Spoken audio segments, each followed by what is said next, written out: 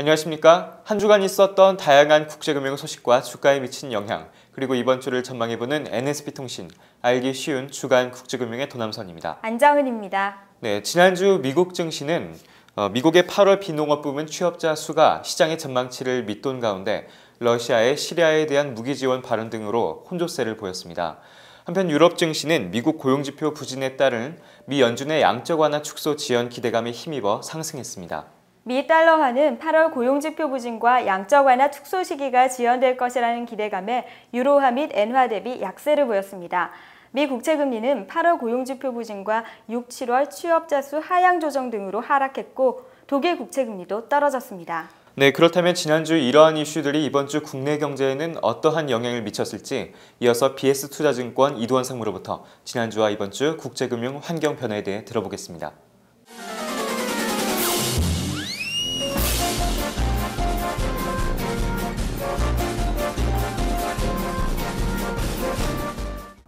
여러분 안녕하십니까? BS투자증권 이두원입니다.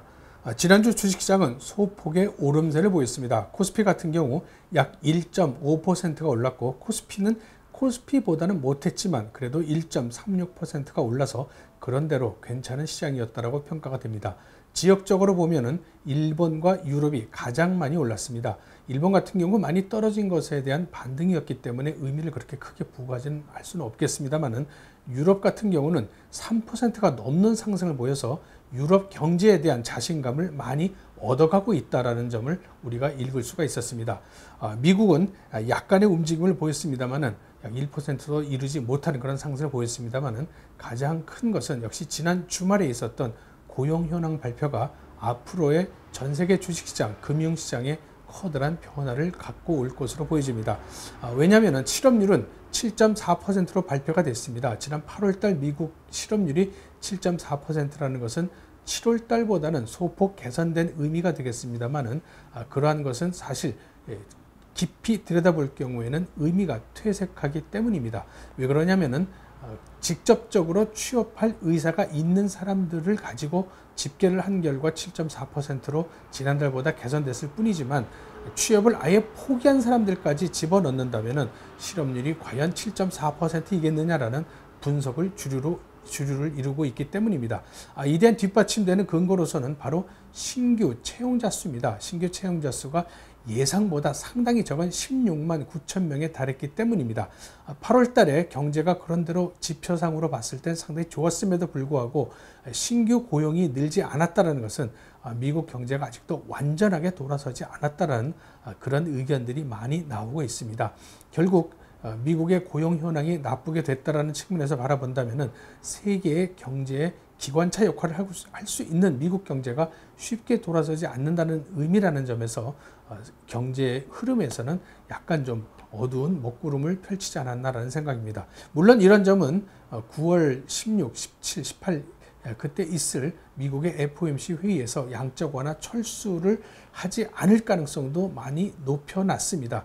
하지만은 이렇게 된다는 것은 주가를 올리더라도 양적 완화를 철수를 하지 않기 때문에 주가가 올라간다 손 치더라도 그런 주가 반등은 한계가 있을 수밖에 없습니다. 결국 주식시장은 경제와 같이 가기 때문인데 이런 경제가 좋아지는 것이 둔화될 경우에는 역시 썩 좋은 모습을 보이지는 않을 것으로 보여집니다. 또 하나는 시리아 공습 문제입니다. 한때는 시리아 공습이 초읽기에 들어갔다라는 그러한 점까지 갔었습니다만은 지난주에 있었던 G20 회의에서 보면은 미국 혼자 주장하는 것 같고 공습과 공습을 반대하는 쪽은 거의 반반씩 나뉘어지는 모습인 것 같습니다. 세계 지도 국가들이 G20 국가들이 모여서 반반씩 이런 의견을 나눈다는 것은 미국이 마음 놓고 시리아 공습을 하기가 쉽지 않다는 점이고 또한 공습을 하더라도 미국 혼자 전쟁 비용을 스스로 조달을 하고 스스로 써야 되겠다는 이런 부담감이 크기 때문에 시리아 공습이 생각보다는 그렇게 빨리 되지 않을 것 같습니다. 이 역시 공습을 하기로 미국 내에서는 의견을 통일을 보았기 때문에 언젠가는 공습이 이루어진다는 측면이 있을 수 있겠습니다만은 곧바로 되지 않는다는 점에서는 역시 주식시장에서는 좋은 이런 호재거리도 될 수 있겠습니다. 하지만 앞서 지적한 양적 완화 철수와 마찬가지로 시리아 공습을 하지 않는다 손 치더라도 이것은 기한이 있는 한시적인 호재이기 때문에 시장이 오르더라도 주가의 한계는 좀 있을 수밖에 없지 않겠나라는 그런 점을 우리는 읽어볼 수 있겠습니다. 유럽 경제는 좋아지고 있습니다. 유럽 경제가 좋아지고 있기 때문에 중국 경제도 같이 좋아져서 우리나라도 대중국 수출이 많이 늘고 있고, 또한 중국에 관련돼 있는 기계나 소재, 장비 산업들이 상당히 주식시장에서 각광을 받고 있기도 합니다. 유럽 같은 경우 8월 제조 PMI가 거의 26개월 내 최고 수치로 나왔습니다. 물론 이러한 PMI 지수는 미국, 중국, 유럽, 일본까지 전 세계 동시에 좋아지고 있기 때문에 경기에 대한 것은 상당히 좀 고무적인 면이라고 볼 수는 있겠습니다. 독일 같은 경우는 예상보다는 좀 부진했습니다만 그래도 연말기에 대해서는 상당히 좀 좋아지는 쪽으로 보고 있고, 지난주에 있었던 유럽 중앙은행이죠. ECB의 통화정책 회의에서 보면은 유럽의 경제 성장률을 금년에는 미국의 양적 완화 축소 때문에 약간 낮췄지만은 내년도에는 오히려 약간 좀 높이는 이런 모습을 좀 보이고 있습니다. 이렇게 본다면은 내년도의 이 경기 전망이 약 1% 남짓 이렇게 예상을 해볼 수가 있고, 금년도 같은 경우는 0.6% 하향해서 0.4%로 조금 좀 높여놨기 때문에 금년과 내년에 걸쳐서 경제는, 유럽 경제는 꾸준히 좋아지고 있다라는 측면을 보이고 있습니다. ECB 위원들의 일부는 금리를 더욱더 내려야 되지 않겠는가라는 그런 주장을 하기도 합니다. 미국 같은 경우에도 양적 완화를 좀 뒤로 미루었으면 좋겠다라는 연준 위원의 발언도 나오고는 있습니다.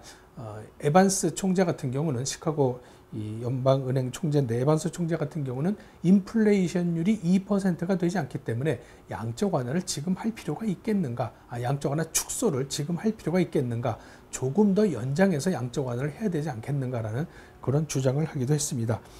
중국도 제조 PMI가 상당히 오랜 기간 동안에 걸쳐서 상당히 좀 좋아지고 있습니다. 중국 통계청에서 발표하는 PMI 지수, 또 HSBC에서 발표하는 PMI 지수가 모두 양호하게 나왔기 때문에 중국 경제도 그런대로 좋아지고는 있을 것으로 보여집니다. 하지만 주가의 이 상승률을 보면은 약간 탄력도가 좀 떨어지는 모습을 보이고 있습니다. 상해 종합지수가 약 2100포인트를 넘긴 다음부터는 탄력도가 좀 둔화되는 모습을 좀 보이고 있고, 특히 우리나라도 중국도 이제 추석 긴 연휴 기간을 앞두고 있어서 시장에 대한 이런 변화의 변동 가능성은 좀 높아 보일 것으로 보여집니다. 우리나라와 중국의 1단계 FTA가 합의를 봤는데 거의 수출입 품목 중에 약 90% 정도 합의를 봤다는 측면에서 본다면은 우리나라가 중국에 수출하는 것, 또 중국이 우리나라에 수출하는 이런 품목들에 대해서는 어떤 이 강점 또 약점이 서로 엇갈리게 나올 것으로 보여집니다. 이번 주에는 그렇게 중요한 경제 이벤트가 없습니다. 좀 굳이 좀 살펴본다면은 국내에서는 목요일날 있을 선물 옵션 만기가 있고, 그리고 금요일에는 미국의 8월 소매 판매가 있는데, 소매 판매 같은 경우 지난달은 약 0.2%가 올랐습니다. 이달의 예상치는 0.5%로 추정을 하고 있는데, 예상치보다 작아질 경우에 이 미국의 어떤 소매 판매가 좋지 않다라는 측면에서 어떤 경기에 대해서는 약간 좀 꺾이는 듯한 모습도 나올 수는 있겠습니다. 물론 예상보다 좋게 나온다면은 양적 완화의 가능성, 양적 완화의 축소의 가능성은 높아짐과 동시에 경제는 좀 좋다, 좀 다시금 미소를 띌 수 있는 그런 국면으로 바라보입니다. 결국 이번 주에는 시리아 공습 문제, 양적 완화에 대한 철수에 대한 문제, 그리고 금요일날 있을 미국의 소매 판매, 이런 것들에 의해서 상당히 좀 주가의 변화는 좀 클 것으로 보여집니다. 역사적으로 보면 9월달 시장이 그렇게 좋았던 적은 없습니다. 약 1% 남짓 하락하는 모습을 보였는데, 그 이유는 이제 추석이란 큰 이벤트가 껴있기 때문이기도 하고, 또 분기나 연말을 위한 포트폴리오 조정의 기간으로 삼고 있기 때문입니다. 지속적으로 사고 있는 외국인이 벌써 10일 동안에 3조를 넘게 샀습니다. 그만큼 국내 주식 시장은 체력이, 돈이 유입됨으로 인해서 체력이 증강된 모습인데, 이러한 체력 증가와 이러한 9월 17, 18일 있을 FOMC 회의를 앞둔 투자자 심리에 불안감이 맞서는 그런 면에서 거기에 또한 선물 옵션 만기까지 끼고 있어서 주가의 변화폭은 좀 클 수밖에 없겠다라는 점을 지적을 할 수가 있겠습니다. 하지만 좀 더 연말까지 본다면은 소재나 장비, 중국과 관련돼 있는 이런 업체들, 또 글로벌 경기가 개선이 되고 있다는 점에서 이들 업체에 대해서는 하반기에 더욱더 좀 주도주가 될 가능성이 높다라는 분석도 말씀을 드리겠습니다. 저는 지금까지 BS투자증권 이두원이었습니다. 현지 시각으로 9일 미국 의회가 개원해 시리아 공격 결의안을 처리할 예정입니다. 시리아 사태가 어떻게 풀리느냐에 따라 세계 주식시장의 향배를 판가름할 수 있을 것으로 보입니다. 네, 양적 완화 축소를 결정지을 미 FOMC 회의도 이제 일주일 앞으로 다가온 만큼 시장의 변동성 확대도 불가피할 전망입니다. 네, 지금까지 9월 둘째 주 주간 국제금융 소식이었습니다.